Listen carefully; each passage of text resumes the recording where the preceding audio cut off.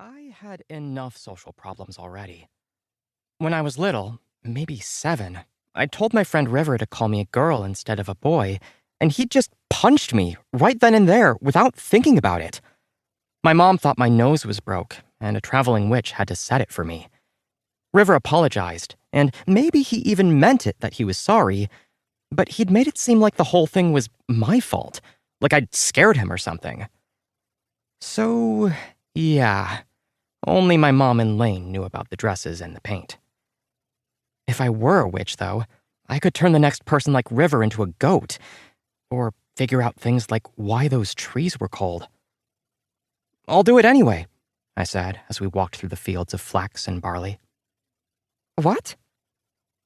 I started talking faster so I wouldn't lose my nerve. When the coven comes through to take you, I'll tell them I'm you, and I'll go off and learn to be a witch. You're a boy, Lane said. Girls are allowed to be knights now. Why can't boys be witches? And besides, it's not my fault I'm a boy. It's still true. I can pretend. Lane walked up next to me and threw her arms around my shoulders. What if you get caught? I won't get caught, I said. Strangers always think I'm a girl anyway. My mother and I ran the stables. There were more popular roads than South Ede, and there were more prosperous towns than Ledston on South Ede, but we still saw our share of wayfarers. Most were on their way to Port Sec to our east, or Deadman Castle to our west, and most of them had horses, and most of them stabled with us overnight. We served knights and mercenaries and merchants and brigands, and I was just reaching an age where grown men took not a small amount of interest in trying to figure out my gender. I didn't have even a hint of a beard, my shoulders were narrow, and I had my mother's sharp features. These are witches, though, Lane reminded me. They can see more than other people can. Are you trying to talk me out of it? I asked. No. She squeezed me tighter against her side as we walked. I'm just worried. What will you tell your dads? Or your mother? I won't tell Grell or Jorge anything. My dads had a home all the way in Port Sec. I lived with them every autumn for a month or so when the storms kept them on land. Most of the year, I didn't hear from them, and their only contribution to my upbringing was the silver they sent my mother when they could. Mom, though, she'll understand.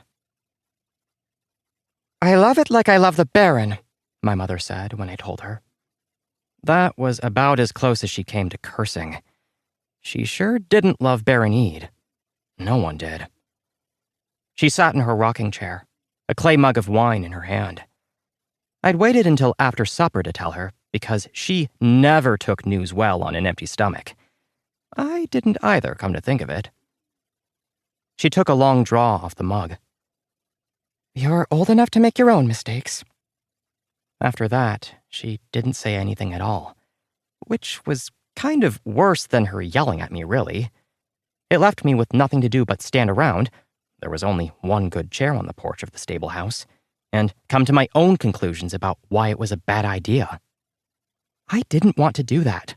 I'd made up my mind, so I tried not to linger on what the witches might do to me if they found out, or what knights sometimes did to witches.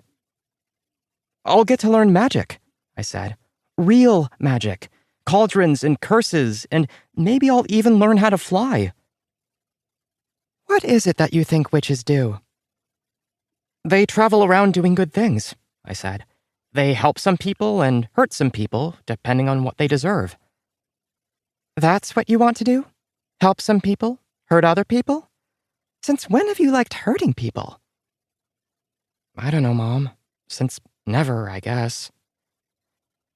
It was my turn to grow quiet. I'd probably learned that trick from her. The cicadas were out, and early too, filling the air with their rising and falling song. The town drunk said it was going to be an irrational year, one of those years where the seasons don't do what they're supposed to, and crops fail. No one paid him overmuch heed, but the cicadas really shouldn't have been out just yet. There's no way to disguise yourself, my mom said, breaking the silence. Not forever.